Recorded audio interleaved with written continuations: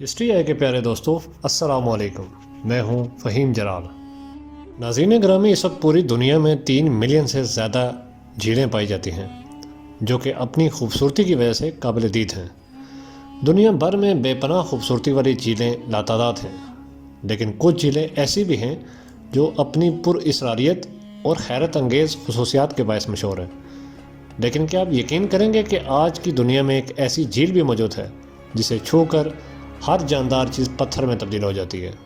جی ہاں، دنیا کے سب سے بڑے بر اعظم افریقہ کے ملک تنزانیہ میں ایک ایسی پراسرار جھیل ہے جس کے پانی میں جو جانور بھی داخل ہوتا ہے وہ اپنی جان سے ہاتھ دھو بیٹھتا ہے۔ جھیل میں داخل ہو کر مرنے والا پرندہ یا جانور کسی پتھر کے مجسمے کی شکل اختیار کر لیتا ہے یا پھر ممی میں تبدیل ہو جاتا ہے۔ یہی وجہ ہے کہ جھیل کے پتھر بن جانے والے ان جانوروں کو دیکھ کر کسی ہارر فلم کی یاد تازہ ہو جاتی ہے۔ خون کی طرح سرخ یہ جھیل دور سے دیکھنے میں ایسا لگتا ہے جیسا گوشت کے بڑے بڑے ٹکڑے اس وادی میں پھیلا دیے گئے ہوں۔ اس جھیل کو نیٹرون لیک کے نام سے جانا جاتا ہے۔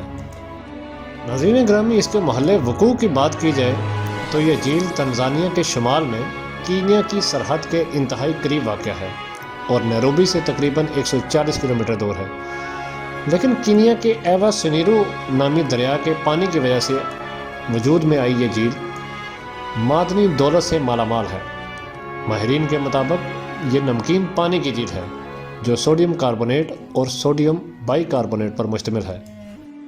جھیل کا درجہ حرارت عام طور پر 80 ڈگری فارنہائٹ رہتا ہے، لیکن یہی درجہ بعض مخصوص حالات میں 140 ڈگری فارنہائٹ یعنی 60 ڈگری سینٹی گریڈ تک جا پہنچتا ہے۔ اس جھیل میں کثیر مقدار میں پائے جانے والے نائٹرون کی موجودگی کا سبب قریب میں موجود آتش فشاں پہاڑ ہے جس کی راکھ نائٹرون میں اضافے کا سبب بنتی ہے۔ یہ آتش فشاں اب تک 8 مرتبہ پھٹ چکا ہے اور اس آتش فشاں نے پہلی بار سن 1883 میں لاوا اگلنا شروع کیا تھا۔ اب تک کے اندازوں کے مطابق ان خوفناک اموات کی وجہ جھیل میں موجود نائٹرون اور اس کا نمکین پانی اور بڑھتا ہوا درجہ حرارت ہی بتایا جاتا ہے۔ دنیا کو اس جھیل کی عجیب و غریب خصوصیات کا پتہ حال ہی میں اس وقت چلا جب ایک افریقی فوٹوگرافر نک برینڈن نے دنیا کی پر اسرار ترین جھیل کا دورہ کیا۔ اس نے وہاں موت کا شکار بننے والے متعدد پرندوں اور چمگادڑوں کی تصویریں بھی لی۔ نک برینڈن نے اپنی کتاب میں لکھا کہ جب وہ شمالی تنزانیہ کے نائٹرون جھیل کے ساحل پہ پہنچا تو وہاں کے مناظر نے اسے چونکا دیا۔ جھیل کے کنارے اس نے جگہ جگہ جانوروں اور پرندوں کے مجسمے دیکھے۔ یہ مجسمے مردہ پرندوں کے تھے، کیونکہ جھیل کے پانی میں جانے والے جانور اور پرندے کل ہی دیر میں کلاسیفائڈ ہو کے پتھر میں بن جاتے تھے۔ نک برینڈن نے مزید لکھا ہے کہ کوئی یقینی طور پہ یہ نہیں جانتا کہ یہ کیسے ہوئے، لیکن لگتا ہے کہ جھیل کی عجیب و غریب رنگت نے انہیں گمراہ کیا۔ نتیجے میں وہ سب پانی میں اتر گئے۔ ماہرین کا کہنا ہے کہ پانی میں سوڈا اور نمک کی زیادہ مقدار ان پرندوں کے مردہ جسم میں محفوظ رکھتی ہے۔ ناظرین گرامی، اس کے علاوہ پانی میں نمکیاتی موسم یعنی نیوٹرون بھی پایا گیا ہے جو آتش فشاں کی راکھ میں ہوتا ہے۔ اس عنصر کا استعمال قدیم مصر کے باشندے فرعون کی ممیوں کو محفوظ کرنے کے لیے رکھتے تھے۔ شاید اسی وجہ سے جھیل کو چھونے والے ہر چیز پتھر بن کر ممی کی طرح محفوظ ہو جاتی ہے۔ حیرت انگیز بات یہ ہے کہ اس پراسرار جھیل کے اندر جہاں ایک طرف تو کوئی بھی جانور اور پرندہ زندہ نہیں بچتا، وہیں مچھلیوں کی یہ خاص قسم اس جھیل کے انتہائی زہریلی اور خطرناک ہونے کے باوجود بھی اس میں زندہ رہتی ہے۔ مچھلیوں کی اس قسم کو الکائن تلابیہ کہا جاتا ہے اور یہ زندہ رہنے کے لیے جھیل کے کنارے ایسے مقام کا انتخاب کرتی ہیں جہاں پانی کم نمکین ہوتا ہے۔ ناظرین گرامی، اس کے بعد ہم افریقہ میں موجود ایک اور زہریلی جھیل کا ذکر کرتے ہیں جسے افریقہ کی بڑی جھیلوں میں سے ایک مانا جاتا ہے، جو ڈیموکریٹک ریپبلک آف کانگو اور روانڈا کی درمیانی سطح پہ واقع ہے۔ اور اس جھیل کے بارے میں کہا جاتا ہے کہ یہ بہت سے لوگوں کی قاتل ہے اور جو بھی اس کے قریب جاتا ہے وہ موت کے گھاٹ اتار دیا جاتا ہے۔ اس لیے اب یہاں پہ انسانوں کا داخلہ ممنوع ہے۔